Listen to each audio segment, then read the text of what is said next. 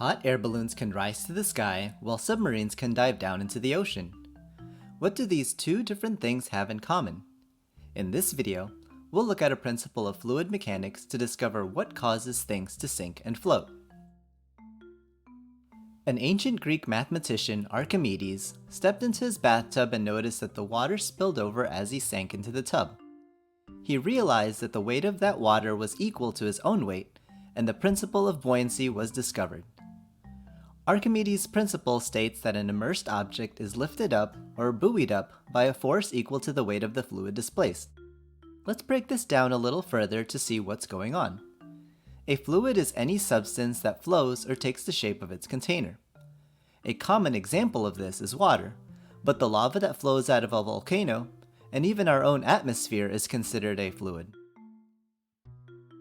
When an object is immersed or placed into a fluid, the object takes up that space, which is its volume, and has to push that fluid out of the way. That's displacement. The fluid was there, but now it's placed out of the way. So Archimedes' principle says that if we place an object in a fluid, that object pushes the fluid out of the way, and the weight of that fluid is equal to the object's weight. Let's suppose we had a beach ball that weighed 0.2 newtons, or about 0.04 pounds, and placed it into a swimming pool.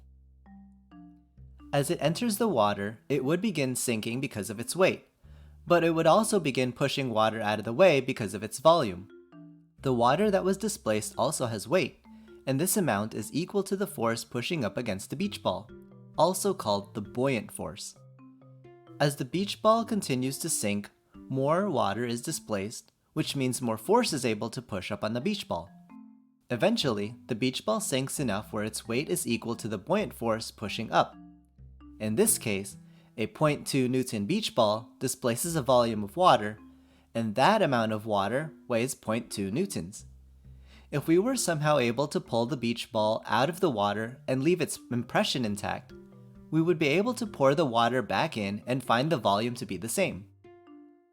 We can see how Archimedes' principle applies to boats as well. If we took a beach ball, made the sides rigid so it holds its shape, and cut the top off above the water, it would continue to float. Yes, we'd lose some weight by cutting off the top, so it would start to float. The shape would take up less volume, so less water is pushed out of the way, and we'd have less buoyant force. It's a cool balancing act between an object and the fluid that surrounds it.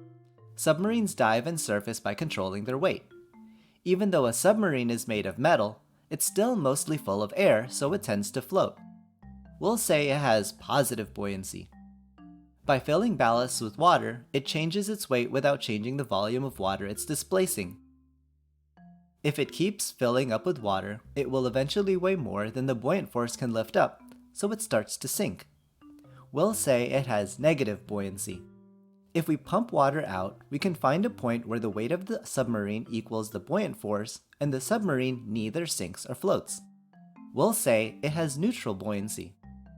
By controlling the weight without changing the volume, we can make things sink or float.